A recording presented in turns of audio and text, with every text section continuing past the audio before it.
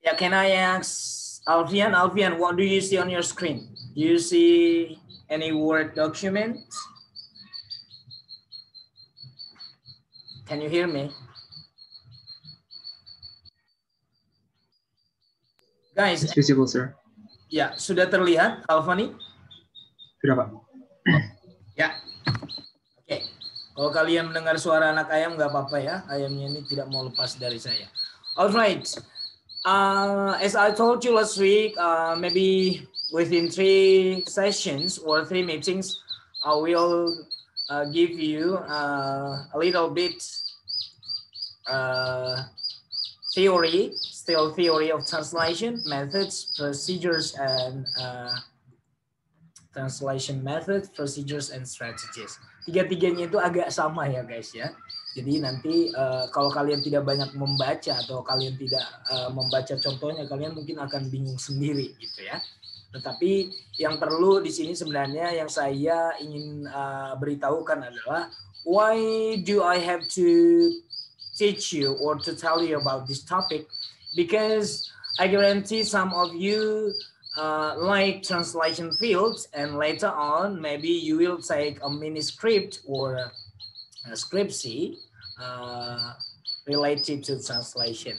Jadi topik ini perlu buat kalian yang nanti akan mengambil tugas akhir atau penelitian mengenai penerjemahan. Karena saya mungkin sudah katakan jenjang S1 itu hanya menganalisis sesuatu berdasarkan teori. Jadi teori itu perlu untuk kita pahami. Alright, the first one based on Newmark theory about translation method in 1988 in his book, there are 8 methods of translation. The first one, it is called word-for-word translation. This is very easy to understand because from this phrase, word-for-word translation means that we translate word per word, kata demi kata, means that we don't specifically change the form or the structure. Yeah, we only translate the phrase into word for word. Ya, oke. Di sini kalian sudah melihat contohnya. I like the clever student. So we translate into bahasa Indonesia. Saya menyukai itu siswa pintar. So that's very unnatural. Ya, unnatural in bahasa Indonesia. If you listen to this sentence, saya menyukai itu siswa pintar. What? It means that the translator still translates the document or the sentence word for word. Okay. And the second one is literal translation. This is a little bit similar to word for word, but yeah, this is tends to be better than word for word. So what is the difference? Yeah. Literal translation is still out of context. Means that we cannot transfer the meaning full. Yeah. Okay. For example, here the source language is in English still. It's raining cats and dogs. So we translate into target language hujan, kucing, dan anjing.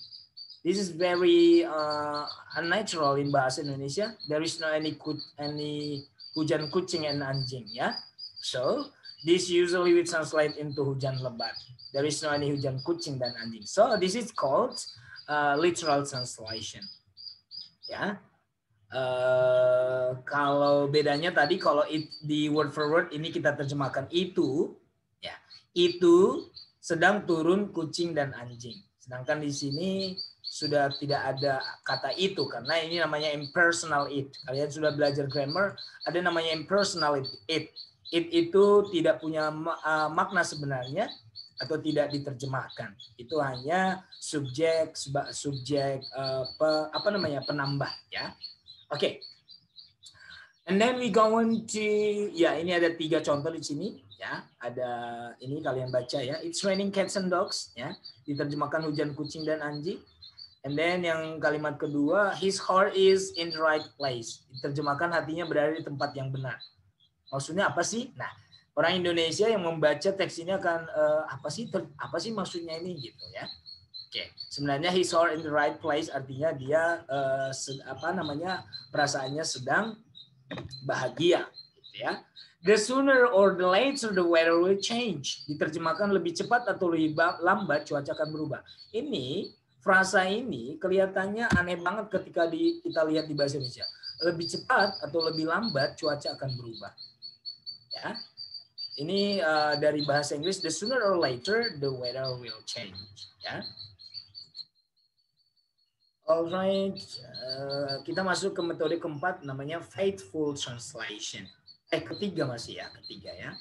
Oke, apa sih faithful translation? Artinya di sini faithful translation itu sudah lebih baik terjemahannya daripada yang dua tadi. Nah, maksudnya di sini langkah-langkahnya gini guys, saya jelaskan sedikit ya. Apa sih perlu mempelajari metode ini?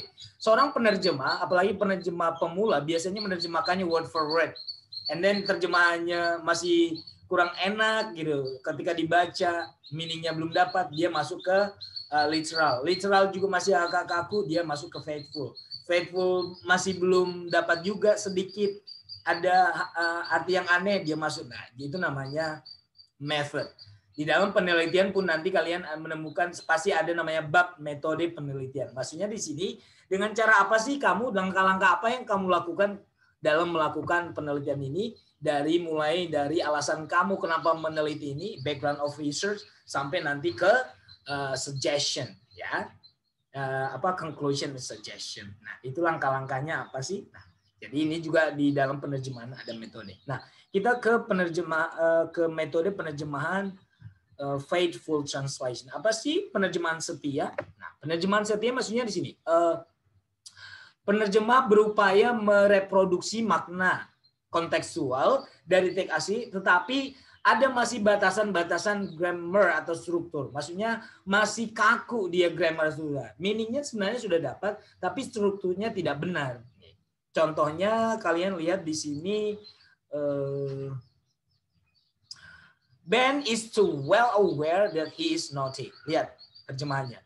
Ben menyadari terlalu baik bahwa ia nakal. Ini frasa ini terlalu baik ini sepertinya agak membuat kalimat ini menjadi aneh ya. Ben menyadari terlalu baik bahwa ia nakal. Harusnya Ben sangat menyadari bahwasanya ia nakal. Nah, seperti itu. Jadi terlalu baik di sini tidak cocok dipadankan dengan menyadari. Harusnya kalaupun terlalu baik ini diganti, ini sangat ya di sini. Jadi biasanya kata keterangan manner itu kita letakkan setelah subjek baru kata kerjanya. Oke. Ya, contoh kedua, they have quite a few friends. Lihat di sini, terjemahannya adalah saya mempunyai sama sekali tidak banyak teman. Aneh nggak sih? Menurut saya sih aneh, nggak tahu kalian ya. Harusnya saya tidak punya banyak teman, itu saja. Atau kalau sama sekalinya digunakan, kata keterangannya di bahasa Indonesia setelah subjek, saya sama sekali tidak mempunyai banyak teman. Gitu. Oke. Ya, contoh ketiga, Mario has no much money so he cannot afford it. Mario memiliki tidak banyak uang. Nah, dari sini aja kita agak merasa kurang nyaman ya. Mario memiliki tidak banyak. Ya, biasanya tidaknya dulu baru kata kerjanya. Tidak memiliki, tidak mempunyai. Ya, oke. Dari faithful kita masuk ke semantic translation. Namanya juga semantik, guys. Semantik artinya meaning. Ada yang namanya yang saya sebutkan connotative, ada yang namanya primary, secondary. Maksudnya di sini seperti ini. Ada yang diterjemahkan dari idiom ke non-idiom, ada yang non-idiom ke idiom. Nah, seperti itu. Lihat di sini. Ada yang diterjemahkan spesifik, ada yang non-spesifik. Oke, lihat. Only in as far as it must take more account of the static value. Jadi semantic translation ini lebih mengutamakan keindahan dari bahasa tersebut. Ya. Oke. Contohnya di sini ada satu sebutkan. He's a bookworm. Harusnya kalau kita terjemahkan ini ke idiomatik, ini kan idiomatik ya, bookworm. Kita terjemahkan juga memang di bahasa Indonesia ada kutub buku ya. Tapi dia menerjemahkannya lebih semantis, artinya lebih ke meaningnya secara spesifik. Apa sih bookworm? Di bahasa Indonesia penjelasan bookworm itu adalah seorang yang suka sekali membaca. Jadi ini dimasukkan ke dalam contoh semantic translation. Oke, kita lanjut ke adaptation. Adapt. Ya, adapt itu namanya the freest form of translation yang paling bebas. Artinya yang paling bebas kalau kita dicari di kamus pengertian ini contohnya hey Jude. Hey kan ya hey. Bahasa Indonesia juga hey. Jude mungkin nama orang. Harusnya kan hey Jude. Don't, jangan. Make, membuat. Don't make. Nah, tetapi diterjemahkan kasih di manakah? Karena pengertian adaptation di sini adalah dia mengadaptasi ini teks ini digunakan di mana. Makanya disebutkan and is used mainly dan paling utama atau paling umum digunakan metode adaptation ini untuk kesusastraan. Biasanya dialog dalam sinetron, dialog dalam komedi atau bahasa puisi. Ya.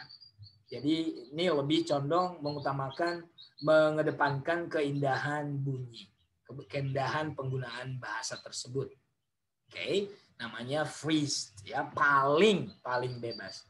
Nah, di bawah adaptation ada free. Kalau adaptation bedanya dengan free, kalau free masih menerjemahkan secara kata tersebut di kamus ada terjemahannya, ya. Tetapi katanya without style dan bentuknya itu jauh dari atau berbeda dengan bahasa sumber, ya. Without the style, form, or content of the original. Original maksudnya itu teks sumber, ya. Oke, lihat di sini, ya. Tatik is growing with happiness. Lihat di sini, saya langsung yang lebih spesifik kita lihat dari frasa gerund phrase ini, growing with happiness diterjemahkan hatinya berbunga-bunga. Gitu ya. Oke. Dan free translation itu kadang lebih panjang, kadang lebih pendek. Ya. Contoh kedua, the flowers in the garden. Ini frasa ya, the flowers in the garden. Diterjemahkan bunga-bunga yang tumbuh di kebun. Jadi ada penambahan kata yang tumbuh. Maknanya dapat guys, cuma ada penambahan atau ada pengurangan. Ya. How they live on what he makes. Bagaimana mereka dapat hidup dengan penghasilannya? Lihat, what he makes ya, diterjemahkan penghasilannya karena konteksnya di sini memang menanyakan atau bercerita tentang kehidupannya. Jadi atau mata pencaharian. Oke, itu namanya free.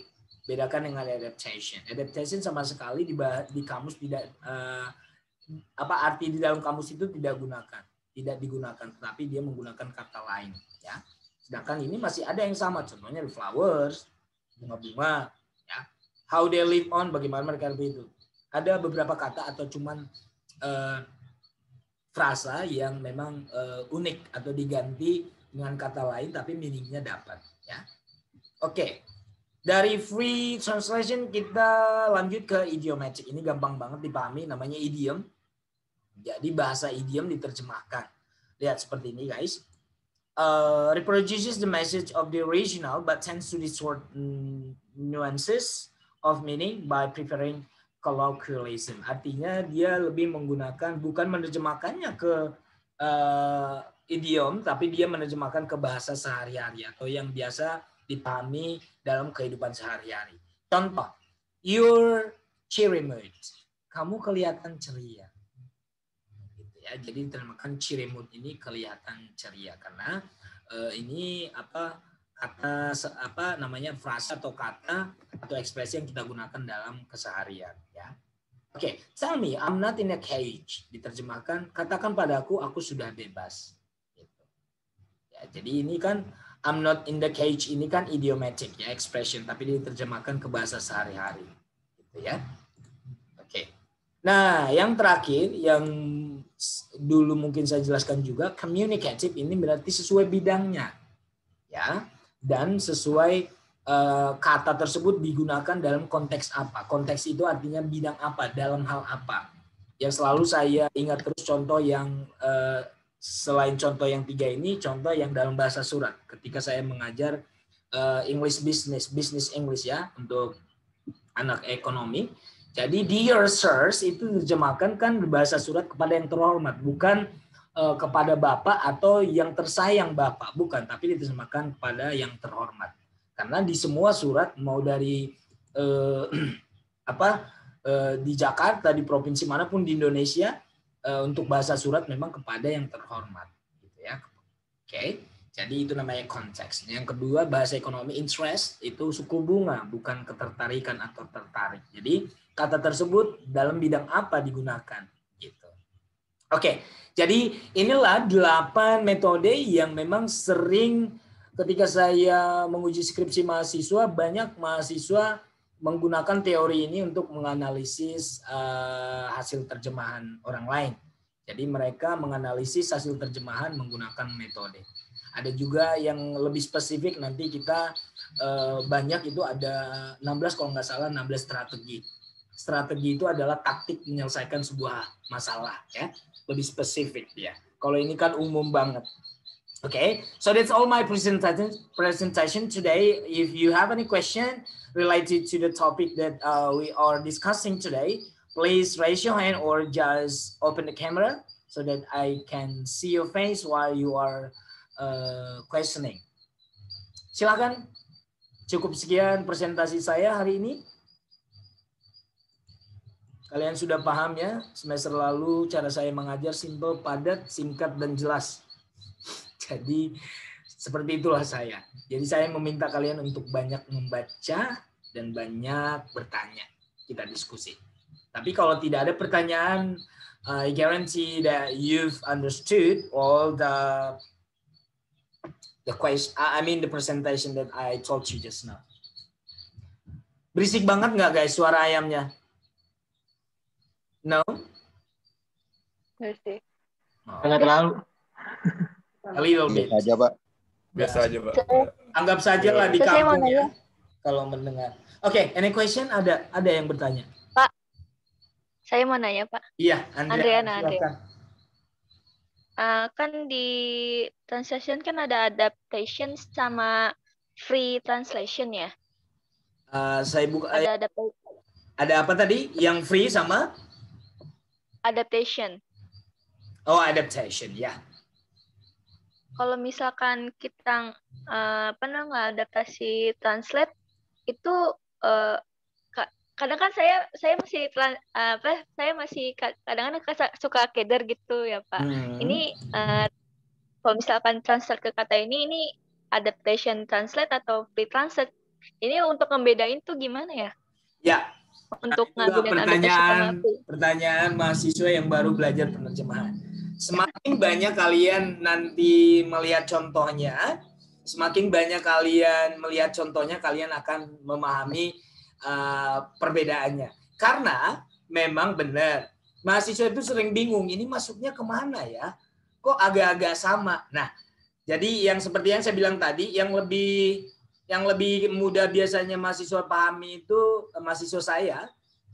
Yang pertama, word for word, ini gampang banget karena kata per kata jelas kita lihat ya, tidak ada perubahan. Dan yang kedua yang tadi yang communicative, yang di awal dan di akhir mereka cepat memahami. Tapi yang di tengah-tengahnya itu agak-agak sama. Gitu. Nah, bedanya adaptation dengan free. Kalau free kan saya bilang masih ada kata yang kalau kita lihat di kamus masih ada artinya.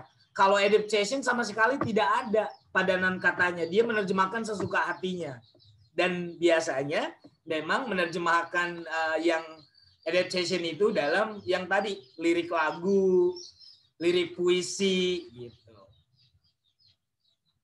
Kalau yang free translation tadi kan free. Kalau adaptation kan the freest, ya. Benar kan? Nah, jadi the freest artinya paling bebas, artinya tidak ada kata yang sama persis. Sedangkan yang free masih ada yang sama gitu. Cuman ada kata atau frasa dalam kalimat tersebut yang memang tidak diterjemahkan atau tidak sesuai dengan kata yang ada di kamus. Itu menurut saya. Cuman nanti kamu juga akan melihat ini teksnya teks apa nih. Kalau udah teks kesusastraan, itu biasanya antara memang dua itu, bisa free, bisa adaptation. Tetapi kalau adaptation kan semuanya berubah, tidak ada kata yang persis sama. Gitu. Itu maksudnya. Mudah-mudahan ini membantu kamu, tapi nggak apa-apa.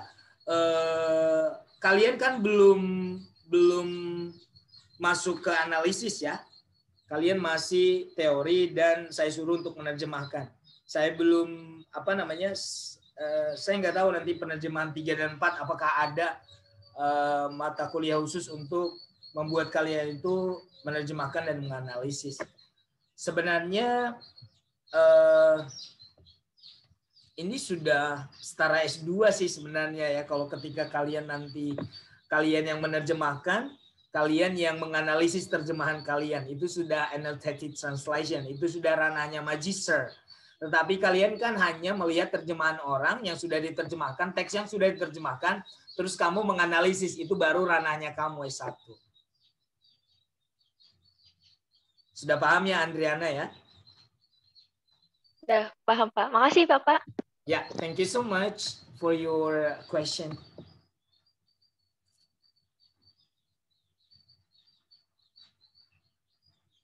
Any other question, please?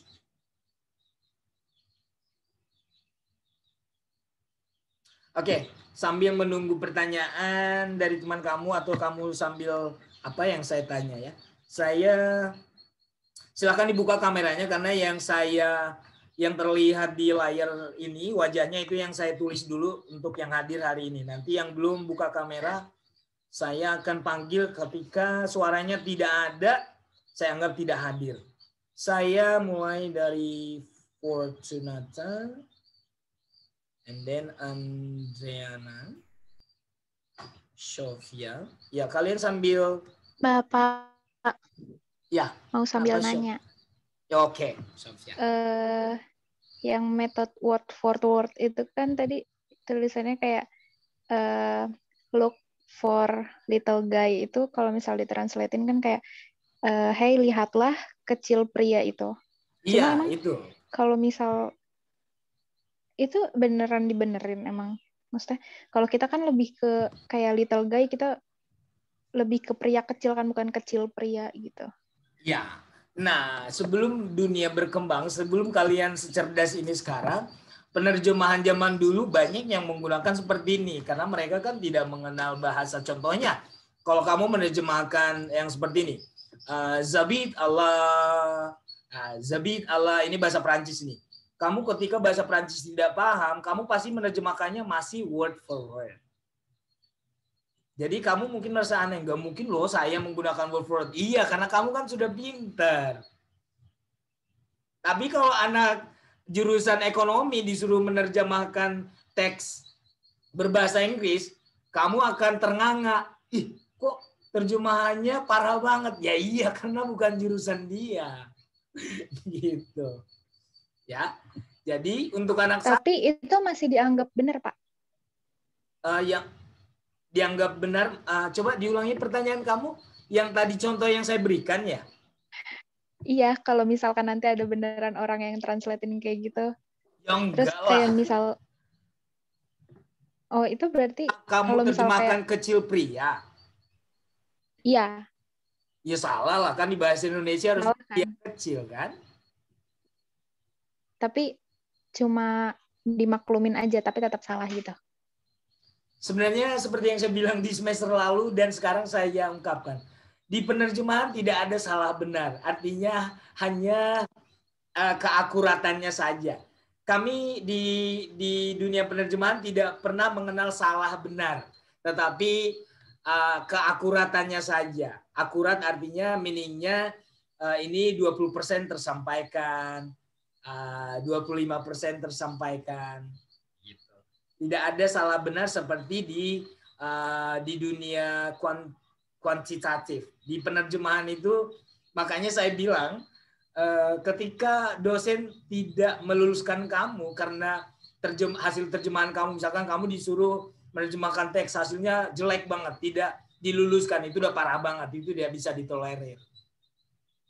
Hanya saja Baik, terima kasih Pak. Ada levelnya. Untuk level keakuratannya 25%, kita lihat dari mananya. Gitu. Ya. Seperti itu, Sofia. Thank you.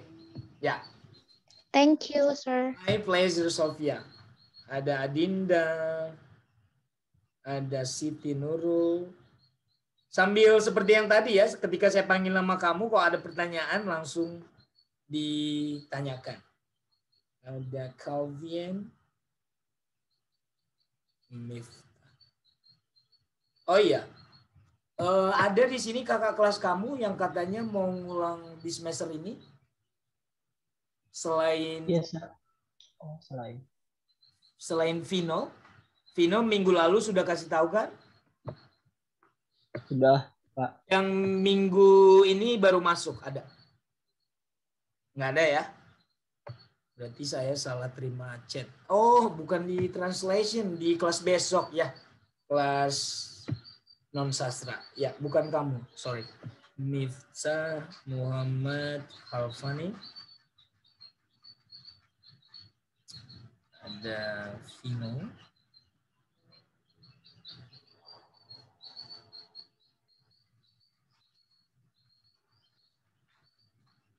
Kalau nggak salah, kamu Vino angkatannya kemarin itu kamu yang cuma 2 kelas ya? Yang di Kalimalang ya?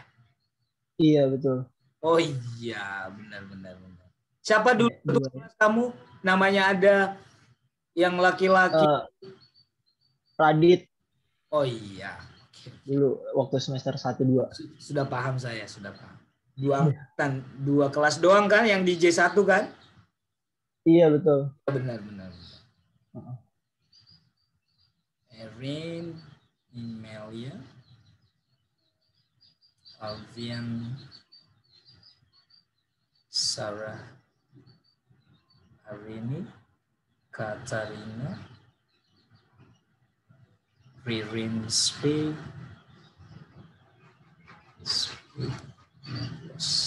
Sally, Angelica, Raymond. Hi Raymond, are you still the chief of this class?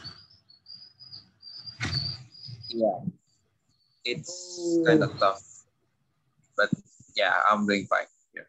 Okay, thank you. Anindya, Natasha, Maya, can you open up the camera? Can you turn on the camera, please? Maya Aprilian.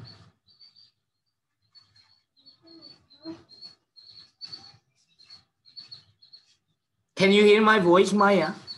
Oh, I see. Kamu baru bangun tidur ya? Enggak. Itu rambut kamu acak-acakan, Neng. Saya habis mandi, Sir. Saya belum sisiran. Udah nggak apa-apa. Oke, saya bacakan berarti you are all 21 students. Ya, saya bacakan Fortunata, Andriana, Sofia, Adinda, Siti Nurul, Calvian, Miftah, Alfani, Vino, Erin, Emilia, Alvian, Sarah, Katarina, Ririn, Sally, Angelica, Raymond, Natasha, Anindya, Maya. Any other name left yang tertinggal namanya?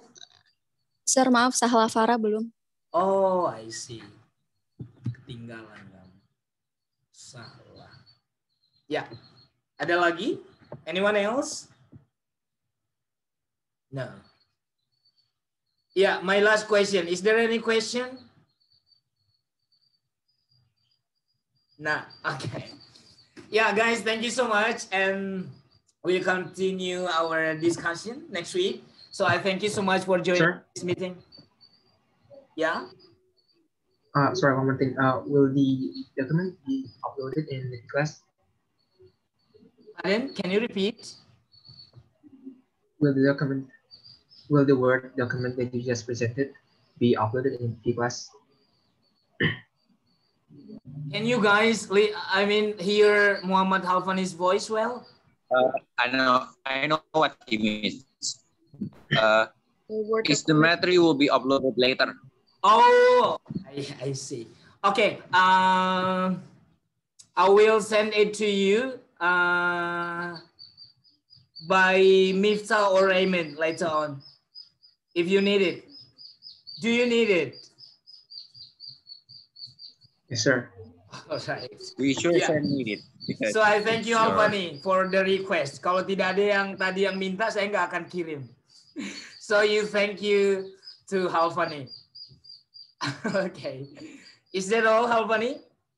No other question? No, sir. Thank you. So I thank you all. See you next week. Bye. Thank you, sir. Thank you, sir. Bye. Thank you, Thank you. sir. Thank you so much. My pleasure. Thank you.